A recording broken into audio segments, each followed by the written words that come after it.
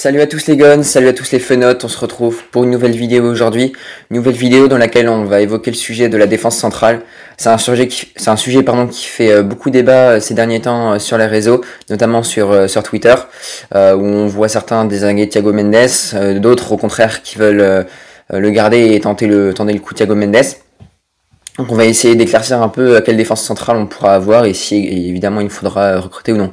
Donc cette vidéo elle va s'organiser autour de 2-3 points. Tout d'abord on va évoquer les prétendants et puis quelles options on aurait en l'état actuel. Et puis mes solutions, parce qu'on va voir que forcément pour moi c'est pas suffisant cette défense centrale. Donc les solutions et puis enfin voir si on va enfin pouvoir avoir une véritable défense centrale à l'OL, parce qu'on sait que notre défense c'est pas notre point fort à l'OL. Donc voilà, tout de suite on commence avec les prétendants. Donc les prétendants, qui sont-ils? Donc on a tout d'abord évidemment l'inévitable Castello Luqueba, Jérôme Boateng, Sinali Diomandé, Damien Da Silva, Senko Cassar, Thiago Mendes, qui j'ai oublié, personne. Donc voilà, pas tant de défenseurs central que ça, même si on va voir qu'on a quand même pas mal de choix. Donc voilà, qui partirait de celui-là? Donc déjà je pense que c'est un scoop aux yeux de personne, Castello Luqueba donc.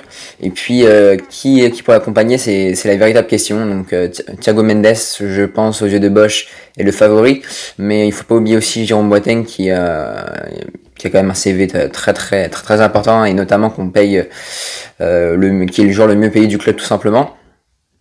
Donc quelles options on aurait pour jouer en défense centrale? Donc je pense déjà Castello Luqueba il part titulaire indiscutable. Et la vraie question c'est donc qui associé à Castello Luqueba. Donc il y en a pas mal, dont moi sur les réseaux sociaux, qui sont partisans d'associer une charnière centrale Luqueba Boateng. Je trouve en l'état des choses actuelles, je trouve c'est la meilleure solution, parce que Boateng dans le domaine aérien, c'est vrai qu'il est assez dominant, et Castello Luqueba dans tout ce qui est domaine terrestre et défense au sol, c'est vrai que c'est un peu le patron à l'OL quand même, on va pas se mentir. Je mets pas Thiago Mendes, pourquoi? Parce que c'est une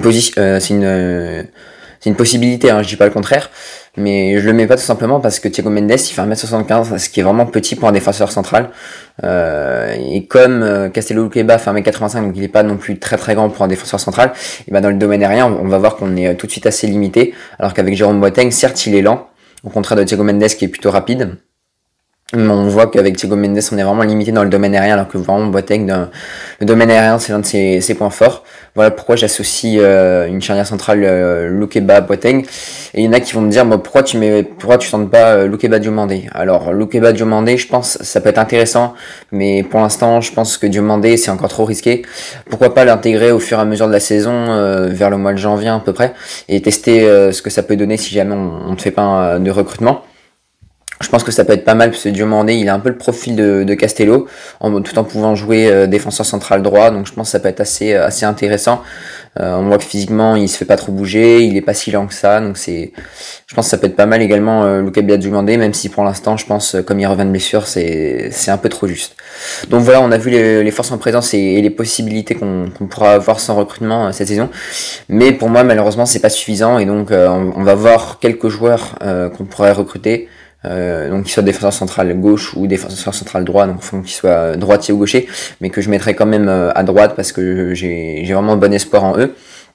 Ouais, donc quelle recrue donc maintenant pour combler justement ces lacunes au poste de défenseur central droit, pour potentiellement remplacer Mendes, et donc Boateng qui devrait certainement partir, et je l'espère, parce que malheureusement Boateng, on sent que aux yeux de Peter Bosch il va être laissé sur le banc de touche, donc je pense que c'est pas une bonne idée. Donc voilà, on arrive tout de suite au recrutement. Donc j'ai pensé à 4 noms de joueurs. Le premier c'est un défenseur central de Feyenoord, Marco Senesi, donc il est argentin, il a 25 ans, il est estimé à 17 millions sur Transfer Market, et il lui reste un an de contrat, et dans son contrat il a un an en option pour prolonger, donc au maximum il serait lié à Feyenoord jusqu'en 2024. Il a 25 ans, 1m85, il est gaucher, donc de base il joue à gauche à Feyenoord, mais il s'est très bien dépanné en jouant défenseur central droit, et je pense que ce serait pas un problème pour lui de jouer à ce poste. C'est un défenseur central qui est assez grand, donc sans l'être forcément non plus monstrueux, on va dire, qui sera assez complémentaire avec Castello Luqueba. Donc voilà, 1m85, très solide physiquement, très bon dans le duel au sol, un peu moins dans le duel aérien, mais dans le domaine aérien, pardon, mais ça reste quand même solide. Donc voilà, donc surtout à 1 an de la fin de son contrat, je pense que on peut vraiment avoir de bonnes chances de le recruter. Il est pisté par Rennes, je crois, et un autre club, je me rappelle plus le nom, mais en tout cas il est pisté par Rennes, donc c'est tout à fait possible pour l'instant de recruter. Et peut-être la Roma aussi, je crois, qui est intéressé, mais ça c'est pas sûr, donc à confirmer. Donc voilà pour la première recrue que je propose. La deuxième recrue, donc c'est tout simplement Philippe Lienhart de Fribourg. Donc Philippe Lienhart, il joue défenseur central droit, donc cette fois il est droitier. Pareil, il fait à peu près 1m85. Il est estimé à 18 millions sur Transfer Market, il a 26 ans. Il lui reste 2 ans de contrat, donc jusqu'en 2024. Donc pour moi c'est un bon défenseur. Un peu pareil que Senesi, sauf qu'il est droitier, donc il joue à droite. Un défenseur central, donc très bon dans tout ce qui est duel au sol, notamment dans le duel aérien, dans le domaine aérien, pardon, encore une fois. Il est assez bon sans être forcément non plus excellent. On sent qu'il est rude sur l'homme, il va vraiment chercher le joueur sans pour autant créer la faute, donc il est assez juste sur ça. Donc moi c'est vrai que c'est une piste assez chère, mais que j'aimerais bien voir à Lyon, sachant que Textor est arrivé, donc on devrait avoir un peu plus d'argent, notamment pour recruter, en plus du latéral gauche et potentiellement d'un milieu défensif. Donc deuxième piste pour moi, Philippe Lienhart du SC Fribourg. Donc maintenant on arrive à Nicolas Elvedi. Nicolas Elvedi qui est titulaire indiscutable du coup au Mönchengladbach et qui est appelé en sélection suisse.